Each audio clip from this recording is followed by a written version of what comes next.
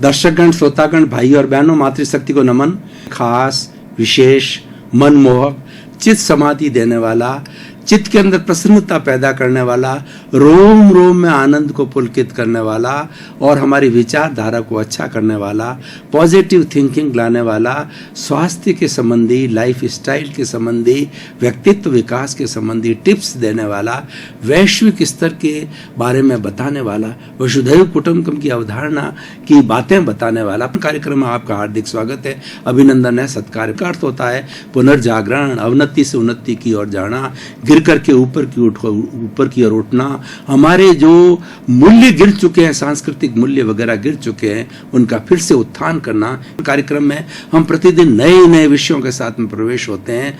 हर विषय को सांगोपांग बनाया जाता है, होलिस्टिक बनाया जाता है और उसको शोध परख बना करके वह हर वर्ग के व्यक्ति के लिए उपयोगी हो, ऐसा उसके अंदर जो है वो उसके अंदर मैटर डाला जाता है। तो इसी क्रम में आज का जो हमारा विषय है वो बहुत ही एक दार्शनिक विषय है और अगर वो विषय व्यक्ति जीवन के अंदर धारण कर लेता, उसका जीवन सफल हो जाता है। आज का हमारा विषय है भावधारा का परिष्कार।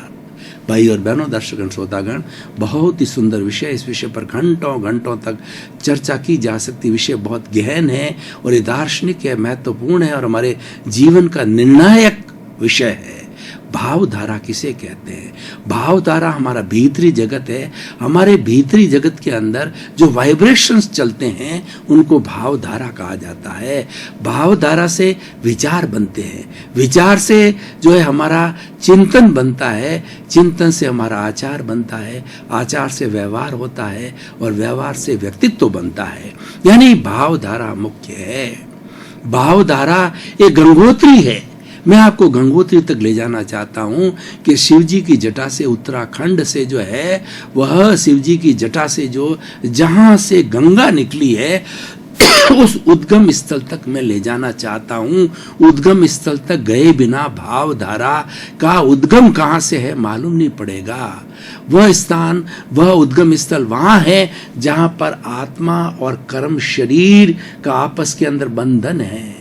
आत्मा और कर्म शरीर युगों युगों से, जन्म जन्मांतर से फेविकोल उसके बीच के अंदर इस तरीके से चिपके हुए हैं कि वो अलग ही नहीं हो पाते हैं और इन दोनों के आपस में मिलजुल कर रहने से ही ये संसार बनता है। मिलजुल कर रहने से हम 84 लाख जीवा योनि के अंदर भटकते हैं और जब तक ये हमारा कार्बन शरीर है जो पौद्गलिक है और जो कि पौद्गलिक और जो कि अमूर्त है, पौद्गलिक है और ये आंखों से दिखाई नहीं देता, ये पौद्गलिक है। उसको अगर अलग कर दिया जाता है, आत्मा 24 कैरेट का सोना बनती है और उसका अलग अस्तित्व हो जाता है और ये कार्बन शरीर जो कि परमाणु के रूप के अंदर शुद्ध तत्व है, वो जाकर के पुनः जो है वह अपने वायुमंडल के अंदर मिल जाता है। तो अब देखिए कि एक हमारी आत्मा है और उसके साथ में कार्बन शरीर है।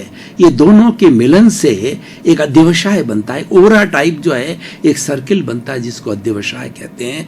अध्यवसाय वह होता है जिससे कि हमारे कार्बन शरीर से अच्छे या बुरे जैसे भी हमारे भाव होते हैं, जैसे भी हमारे कर्म होते हैं, जिसको पुण्य और पाप कहते हैं, वो कर्म जब उदय में आते हैं, जब परिणाम देने की स्थिति में आते हैं तो उदय में आकर के वह जब वहां से जो निकलते हैं तो उसको अध्यवसाय कहा जाता है। अध्यवसाय से निकल के वो वाइब्रेशंस बन जाते हैं और वो कलरलेस वाइब्रेशंस होते हैं, लेकिन वे ज्यों ही हमारे अवचेतन मन को, जिसको तेजस शरीर कहा जाता है और जिसको जो है अवचेतन अर्धचेतन मन भी कहा जाता है, अवचेतन मन भी कहा जाता है, सब कॉन्शियस माइंड कहा जाता है, उसको टच करते ही वहां पर क्या होता है कि हमारी लेशाएं होती है, जो कलर्ड होती है वो वाइब्रेशन कलर फॉर्म के अंदर जो है मिल जाती है, कलर फॉर्म में बन जाती है। अब देखिए, मान लीजिए हमारी आत्मा से मिले हुए, आत्मा तो अपने आप में अजर है, अमर है, अविनाशी है, अक्रियाशील है और जिसका वर्ण नहीं, गंध नहीं, रस नहीं, मरती नहीं, जलती नहीं, वो अमूर्त है और वो अरूपी है, उसका कोई शरीर नहीं है, अनंत ज्ञान वाला है, अनंत दर्शन वाला है, अनंत शक्ति वाला, अनंत सुख का भंडार है। लेकिन जो कुछ करवाता ये कार्बन शरीर है, उससे जो वाइब्रेशन जो लेशिया के साथ मिलते हैं, यानी भीतर जो कार्बन शरीर अगर शुभ अवस्था के अंदर उदय में आता है तो हमारी तेजो पद्म और शुक्ल लेशिया बनती है। तेजो लेशिया होती है वह उगता हुआ सूरज होता है, वो उसकी गुलाबी रंग की होती है और जो वो हमें शांति प्रदान करती है। और पद्म लेशिया होती है वो हल्दी के जैसे पीले जो है वो ब्राइट कलर की होती है और वो लेशिया जो है हमें आनंद देती है। और तीसरी लेशिया यानी जैसा हमारा भाव होता है, तीसरी जो लेशिया होती है वो कहलाती शुक्ल लेशिया, वह ब्राइट वाइट कलर की होती है। और ये तीनों तरह की लेशियाएं जब अवचेतन मन से टच होती है, अवचेतन मन अपने आप एक बहुत बड़ी फैक्ट्री है जहाँ पर रूपांतरण होता है, जहाँ ट्रांसफॉर्मेशन होता है, जो वाइब्रेशंस जो कलर्ड वाइब्रेशन होती है और जैसा उसका स्वरूप होता है उसी तरीके से जो है, जैसे अभी शुभ लेशिया की 3 शुभ लेशिया की मैंने बात करी, तो जब जाकर के वो अवचेतन मन से टच होती है तो अवचेतन मन से जुड़ी हुई जो हमारी ग्लैंड्स होती है, जो एंडोक्राइन ग्लैंड्स कहा जाता है, जो कि डक्टलेस होती है, उसके अंदर कोई तरह का छेद नहीं होता है, तो वो जो है डक्टलेस जो हमारी ग्लैंड्स है उसके साथ के अंदर जो वाइब्रेशन जो है, जो तेजो पद्म शुक्ल लेशिया की जैसी जैसा उसका स्वरूप है वो उसके साथ में टच होकर के उसका ट्रांसफॉर्मेशन वाइब्रेशन फॉर्म से लिक्विड फॉर्मेशन में होता है, हार्मोन्स होती है और इसका जो है वो चित्त से संबंध हो जाता है। हमारे जो है वो जो हमारा चेतन मन है उससे उसका संपर्क हो जाता है, एंडोक्राइन ग्लैंड से हमारे चेतन मन से या चित्त से जुड़ी हुई होती है। तो वो डक्टलेस वाइब्रेशंस जो है वह डक्टलेस हमारी ग्लैंड से उसके अंदर जो है वो हार्मोन्स आगे वो हार्मोन्स हैं पूरे सारे शरीर से जुड़ी होती है वो ग्लैंड से, तो वो हार्मोन्स जैसे होते हैं तेजो पद्म शुक्ल लेशिया के जैसे जैसे हार्मोन्स होते हैं सारे ब्लड के साथ के अंदर मिल जाते हैं और ब्लड के साथ के अंदर मिल करके और फिर जो है वो विचार के रूप में बदलता है। यहाँ पर हमारे चित्त को स्पर्श होते ही वो भाव था। अभी तक जो वाइब्रेशन जो है तेजो पद्म शुक्ल लेशिया के रूप में थी, जहाँ शब्द नहीं थे वह भाव था। तेजो पद्म शुक्ल लेशिया वो भाव है और जो ही हमारे एंडोक्राइन ग्लैंड से और चित्त के साथ के अंदर वो स्पर्श होती है तो वह जो विचार बन जाती है वो मन बन जाती है और जैसा जैसा उसका मन होता है शांति प्रदान करने वाली होती है तो शांति देती है और आनंद प्रदान करने वाली होती है तो हमारे जीवन के अंदर आनंद की अनुभूति होती है और उसके बाद उसका प्योरिटी की होती है तो हम बिल्कुल सन्यासी का रूप धारण कर लेते हैं, हम परमार्थ की दशा में चले जाते हैं, धार्मिक अवस्था में जाते हैं। इस तरह की शुभ लेशिया है। ठीक उसी तरीके से हमारा जो उद्गम स्थल है भावधारा का जो उद्गम स्थल है वो भावधारा का उद्गम स्थल के अगर हमारे बुरे विचार है, हमारे नेगेटिव थॉट्स या पाप का उदय हो रहा है तो कलरलेस वाइब्रेशंस जो है अवचेतन मन से स्पर्श होते ही कृष्ण नील और कापोत लेशिया के मध्य जाती है। कृष्ण लेशिया होती है वह काले रंग की होती है और ये बिल्कुल हिंसा के भाव होते हैं। पंचेंद्रिय की हिंसा करना, किसी का मर्डर करना, किसी को मारना और जो आतंकवाद करना, ये सारा जो भाव है वो हमारा ब्लैक रंग की डल जो हमारी लेशियाएं होती है, कलर्ड लेशियां होती है, वो वैसा भाव बन जाता है और वह भाव जो है और ये हो गया कृष्ण लेशिया।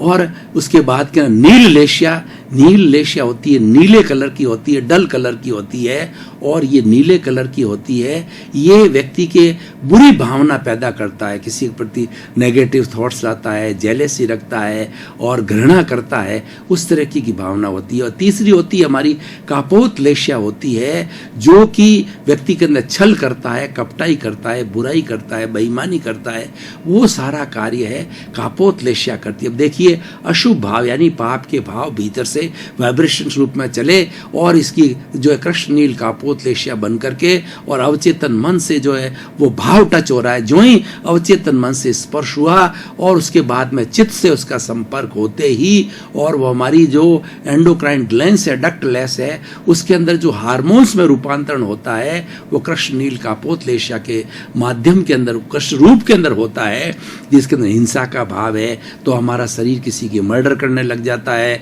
और कसाई कसाई लोग होते हैं, कसाई का काम करने लग जाते हैं, आतंकवादी आतंक बन जाते हैं, और नील लेश्य आती है तो व्यक्ति रुद्र ध्यान करता है, व्यक्ति अपराध के अंदर चला जाता है और व्यक्ति बुराई के अंदर चला जाता है, और कापोत लेश्य आती है तो व्यक्ति छल कपट करता है, झूठा माप तोल करता है, किसी को चलता है, धोखाधड़ी करता है, किसी के पैसे खा जाता है और किसी को चीटिंग करता है। ये सारे सारे भाव जो है वो हमारे चित्त के, हमारे चेतन मन के साथ में आ जाते हैं, और चेतन उसके अनुरूप ही हमारे जो ये हमारा जो वचन बन जाता है, हमारा शरीर बन जाता है, और शरीर के जो मुख्य अवयव हाथ होते हैं, पांव होते हैं, वैसा कार्य करने लग जाते हैं। ये सारा भाव है उद्गम स्थल से निकलता वो सारा भाव कहलाता है। तो भाव धारा, ये सारी एक भाव धारा बनती है, उसका परिष्कार होना चाहिए। अगर व्यक्ति साधक है और व्यक्ति को इस बात की ट्रेनिंग है, इस बात का अनुभव है, तो उसको मालूम पड़ने लग जाता है कि मेरी कृष्ण नील कापोत लेश्या का उदय होता है, तो वो भावधारा का परिष्कार कर सकता अपने पुरुषार्थ के माध्यम से, कि जो भीतर से जो है हमारी कृष्ण नील कापोत लेश्या आ रही है, तो रिवर्स डायरेक्शन के अंदर वह अवचेतन मन से जो है तेजो पद्म शुक्ल लेश्या को जो है उसकी तरफ करता है, यानी वो दब जाती है, कृष्ण नील कापोत लेश्या दब जाती है, और वो दब करके और अपना प्रभावहीन हो जाती है, और व्यक्ति नेगेटिव थॉट्स के अंदर नहीं जाता है। तो भाइयों और बहनों, दर्शकगण, श्रोतागण, ये पूरा एक जो है वो एक दार्शनिक तंत्र है पूरा, जो मैंने आपको बताया है कि किस तरीके से हमारे भीतर से जैसे जैसे पुण्य और पाप के भाव आते हैं, वो किस तरीके से विचार बनते हैं। वो अच्छे और बुरे विचार व्यक्ति हर क्षण करता रहता है, लेकिन उसका उद्गम स्थल है वो हमारा कार्मण शरीर है, जिसको लिंग शरीर कहा जाता है, जिसको कॉजल बॉडी कहा जाता है, और वो जन्म जन्मांतर उसके अंदर इकट्ठे हुए 8 तरह के कर्म, रज कर्म जो है वो उसके अंदर वो रज रहती है, कर्म रहता है, वो परिणाम देने लग जाता है, और परिणाम के अनुरूप ही व्यक्ति को जो है वह सुख और दुख की अनुभूति होता है। उसी तरीके से हम बाहर से जितने जितने हमारी 5 इंद्रियों के विषय लेकर के और हमारे चेतन मन को देते हैं, चेतन के मन के माध्यम से उसी डायरेक्शन से पुनः अवचेतन मन से होकर के कृष्ण नील कापोत तेजो पद्म शुक्ल लेश्या जैसा जैसा हमारा चिंतन होता है, नेगेटिव और पॉजिटिव थॉट होता है, उसके अनुरूप बन करके और पुनः जो है वह आत्मा के साथ में कार्मण शरीर के अंदर चिपक जाता है। तो ये प्लस और माइनस, पॉजिटिव और नेगेटिव जो है, ये पूरा एक सर्किट जो है वो बाहर से भीतर, भीतर से बाहर चलता रहता है। अब हम बात ये करना चाहते हैं कि आज का विषय जो है वो किस तरीके से जो एक रिलीवेंट है, किस तरीके से प्रासंगिक है, कि हमें भावधारा की कोई व्यक्ति शुद्धि कर लेता है और व्यक्ति जीवन के अंदर एक लक्ष्य बना देता है कि मुझे तो हमेशा पॉजिटिव थिंकिंग करनी है, और पॉजिटिव थिंकिंग अगर नेगेटिव थिंकिंग भी आ रही है तो उसको पॉजिटिव के अंदर बदला जा सकता है। उसको भावधारा का परिष्कार कहते हैं, उसको जागृति कहते हैं, उसको पुरुषार्थ कहते हैं। तो हमारी जागृति ये है कि हमको मालूम रहना चाहिए कि हमारा नेगेटिव थॉट्स आ रहा है, तो उसकी जगह हम पॉजिटिव थॉट्स को खड़ा कर दें। उदाहरण के तौर पर मैं 2-3 उदाहरण लेना चाहूँगा, उससे आपको स्थिति बिल्कुल स्पष्ट हो जाएगी। देखिए, हमारे मन के अंदर किसी महिला को, खूबसूरत महिला को देख करके हमारे मन के अंदर बुरे भाव आने लग गए, कितनी खूबसूरत है, और कुछ उसके बारे में गलत चिंतन आ जाता है, तो ये नेगेटिव थॉट्स है, ये कृष्ण नील कापोत लेश्या है। उसकी जगह हमें चिंतन को मोड़ना है, नहीं ये हाड़ मांस का पुतला है, मुझे चमड़ी को नहीं देखना है, मुझे तो इसके ये जो जीवित प्राणी है इसके भीतर विराजमान शुद्ध आत्मा भगवान को मैं देखता हूँ और दिव्य दृष्टि उसको दर्शन करता हूँ।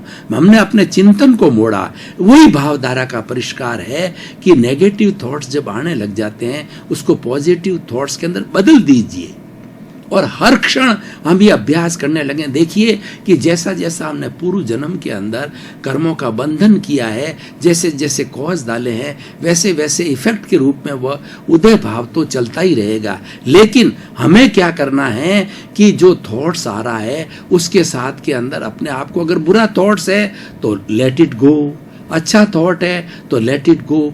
उस थॉट के साथ जब हम जुड़ते हैं, जैसा मैंने भी उदाहरण दिया कि किसी का जो है खूबसूरत शरीर देख करके हम उसके साथ जुड़ जाते हैं, उस अगर थॉट के साथ हम नहीं जुड़ जाते हैं, थॉट आ रहा है उसको जाने दीजिए, उसको बाईपास कीजिए। आने वाले विचारों को हम बाईपास करेंगे तो हम जुड़ेंगे नहीं। नहीं जुड़ने से हमारा कोई राग द्वेष नहीं होगा। और क्योंकि हमने पूर्व जन्म के अंदर वैसे भावधारा, वैसा चिंतन, वैसा कर्म किया है, वो तो आएगा, निश्चित है। हमारे नहीं जुड़ने से वो लेट गो हो जाता है, वो बाईपास हो जाता है और हमारे पे कोई प्रभाव नहीं डालता है। तो हमें ये चिंतन करना है कि जो विचारधारा आ रही है उस विचारधारा के साथ मत जुड़िए।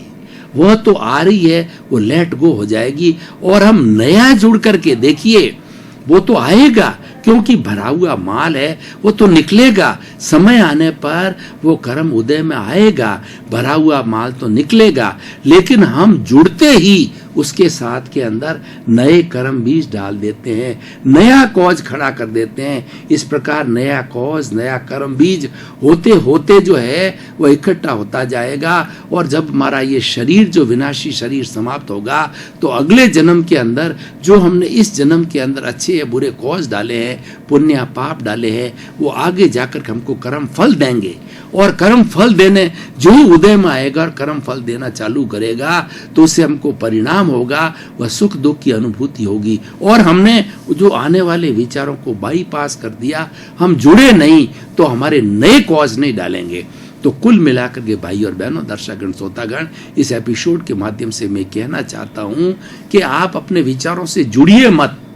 आप ये चिंतन कीजिए कि मैं तो शुद्ध आत्मा हूं, मैं तो ज्ञाता हूं, दृष्टा हूं, जानने वाला हूं, देखने वाला। ये सोहन राज का जो मन वचन काया रूपी शरीर है, ये भुगतान के लिए मिला है। और इसका भुगतान जो है विचारों के हर क्षण आता रहेगा, क्योंकि जो भावधारा भीतर से आ रही है, जो कार्बन शरीर, कॉजल बॉडी, लिंग शरीर से आ रही है, वही उसका उद्गम स्थल है, वहां से आती रहेगी और वो आएगी निश्चित तौर से, क्योंकि हमने पूर्व जन्म में अर्जित किया है। लेकिन हम उसके साथ नहीं जुड़ते हैं और उसको बाईपास कर देते हैं विचारों का, तो नए कॉज नहीं डलते हैं। नए कॉज नहीं डलने से हमारे अगले जन्म के अंदर जो कुछ भी थोड़े बहुत रहे हुए कर्म है, क्यों जन्म जन्मांतर के कर्म इकट्ठे होते हैं, नए कॉज नहीं डाले गए हैं, अगले जन्म के अंदर पुनः इसी विधि के द्वारा नए कॉज नहीं डाल करके 2-3 भाव के अंदर बिल्कुल जो है हमारे भाव धारा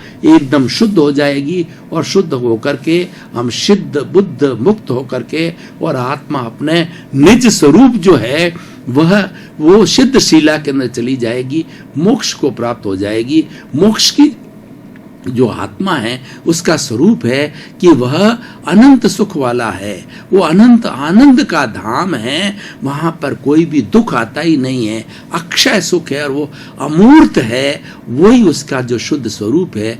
तो वही हमारा साध्य है। हम जो चतुर्थ पुरुषार्थ की बात हमारी भारतीय संस्कृति में करते हैं कि काम, अर्थ, धर्म और मोक्ष, काम और अर्थ से हमारा संसार चलता है। काम की भावना ये शरीर के अंदर उत्पन्न होती है और अर्थ हमारे सारे जीवन के संचालन का साधन है। और इन दोनों पर अंकुश लगाने वाला धर्म है। धर्म जब इन पर अंकुश लगाता है तो काम और अर्थ सही सही रूप के अंदर चलते हैं और इस अंकुश के माध्यम से हमारी भावधारा शुद्ध होती है।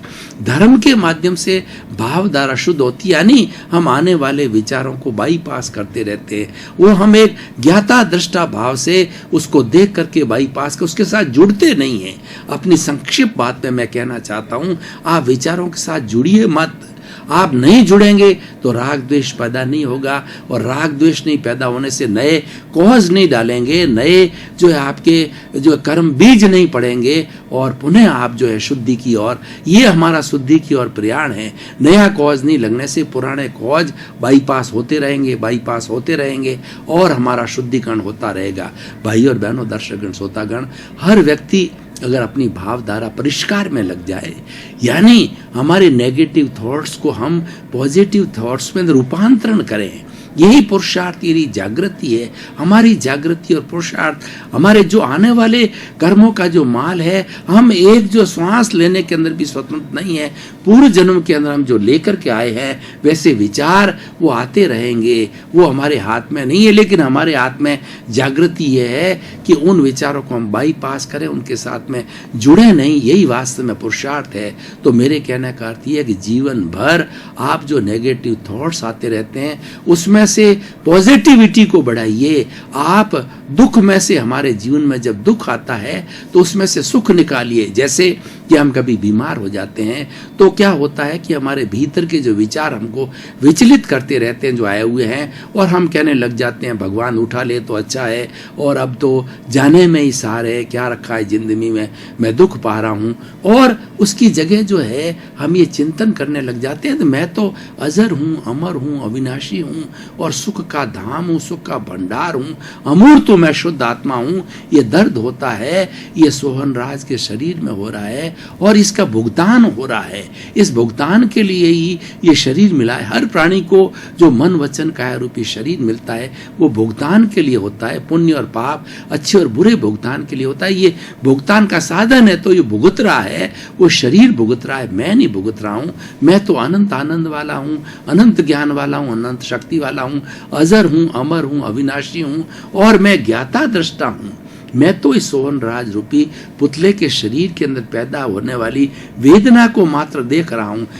दर्शकगण, श्रोतागण, भाई और बहनों, आपका बहुत बहुत धन्यवाद। कार्यक्रम टॉक ऑफ द टाउन बन रहा है। कार्यक्रम की आप आत्मा हो, कार्यक्रम को आप प्रतिदिन देख रहे हो, लोगों को मोटिवेट कर रहे हो देखने के लिए, इसीलिए ये विकास की ओर बढ़ रहा है। हम प्रतिदिन आपको नए नए अच्छे अच्छे विचार, अच्छे अच्छे थॉट्स, आपके जो जितने भी नेगेटिव थॉट्स उसको पॉजिटिव में बदलने का कोशिश करें। क्यों? कि हमारा उद्देश्य है कि व्यक्ति को बदलना है। सुधरे व्यक्ति समाज, व्यक्ति से राष्ट्र स्वयं सुधरेगा। उसी क्रम में आपका जीवन आनंदमय हो, मंगलमय हो, सुखमय हो, और आप शतायु होकर सोसाइटी का परोपकार करें और खूब आनंद के साथ अपना जीवन यापन करें।